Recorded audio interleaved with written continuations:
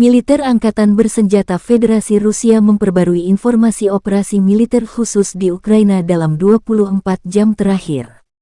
Juru bicara militer Rusia Letnan Jenderal Igor Konasenkov tanggal 25 Agustus merilis senjata presisi tinggi Angkatan Udara Rusia menghancurkan 5 pesawat tempur Angkatan Udara Ukraina di lapangan terbang militer Mirgorod di wilayah Poltava.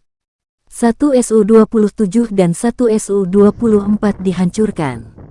2 Su-27 dan 1 Su-24 lainnya mengalami kerusakan parah di landasan.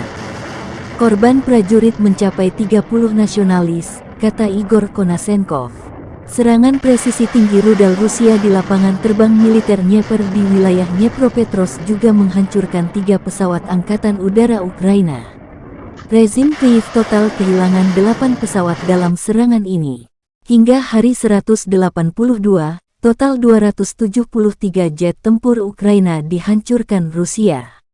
Presiden Ukraina Volodymyr Zelensky berjanji akan membalas dendam kepada Rusia. Військово відповімо на будь-який прояв російського терору. Але, будь ласка, завтра особливо дотримуйтесь правил безпеки.